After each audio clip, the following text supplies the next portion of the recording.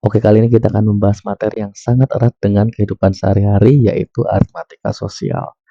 Sebelum kita lanjut materinya, saya ingin mengapresiasi yang sebesar-besarnya terhadap hasil dari tugas individu materi tersebut atas nama Asila Kalia Setiadi.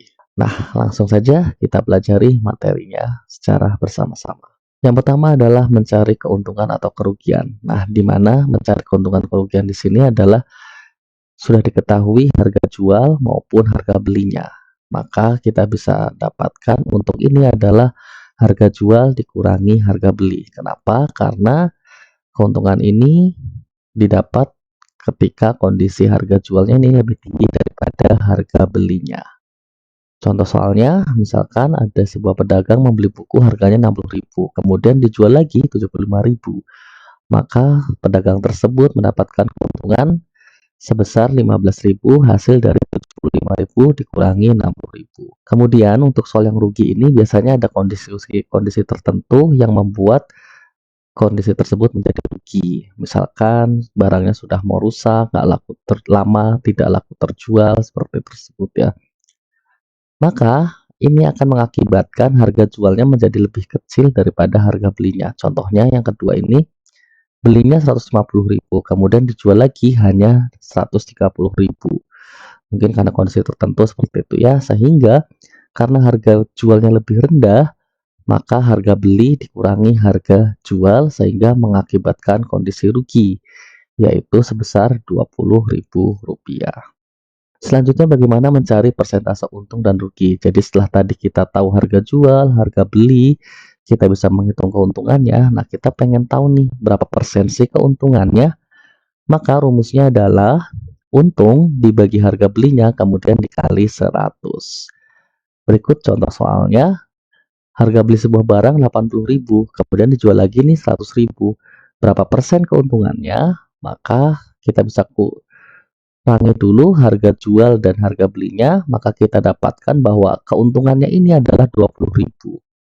Setelah itu tadi keuntungan dibagi harga beli, maka 20.000 dibaginya sama 80.000.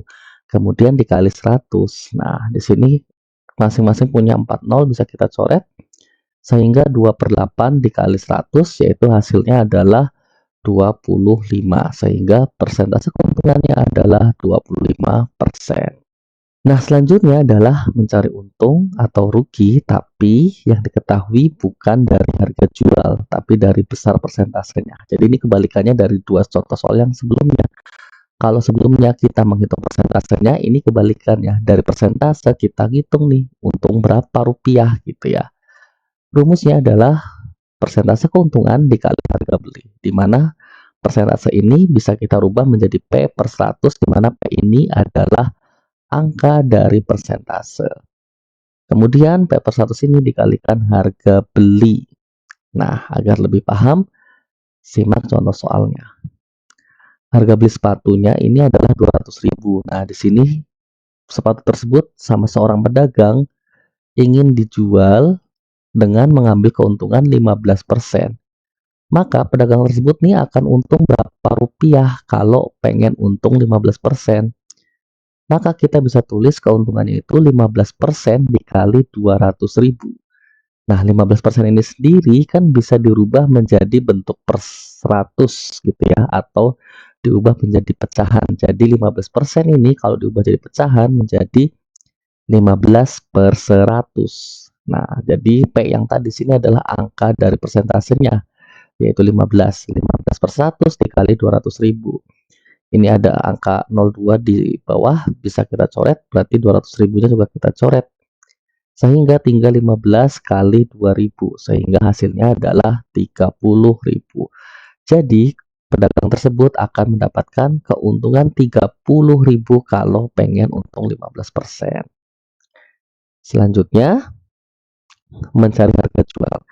Nah, untuk harga jual ini otomatis kan setiap orang ini pengen untung gitu ya. Jadi otomatis kita di sini pasti harga jual yang mana mendapatkan keuntungan.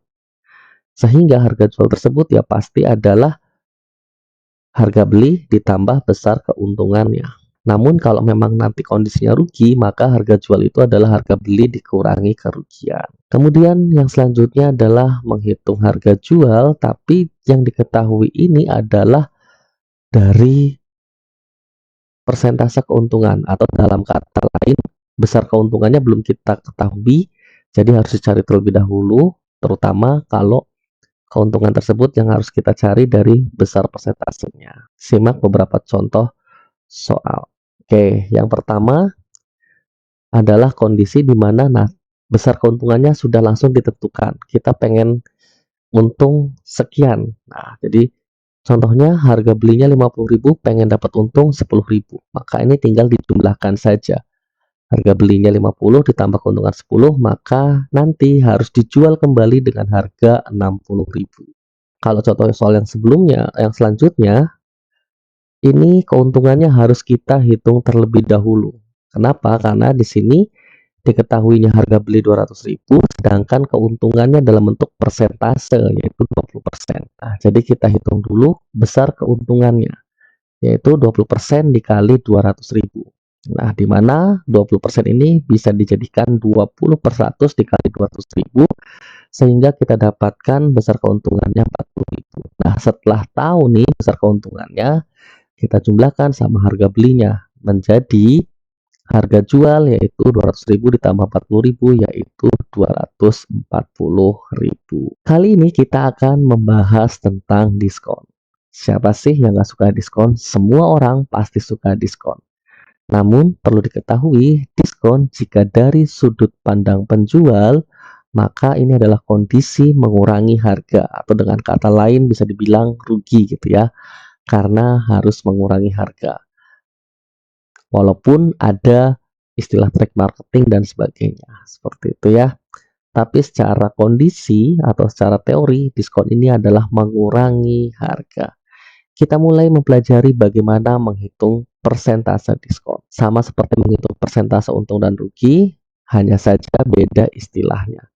Untuk menghitung persentase diskon, maka diskon dibagi harga awal. Nah, harga awal ini kalau di untung rugi seperti harga beli. Diskon dibagi harga awal dikali 100. Contoh soalnya, harga awal tas 200.000. Nah, setelah didiskon nih, ternyata harga tasnya menjadi 170.000. Pernahkah kita penasaran berapa sih persentase diskonnya?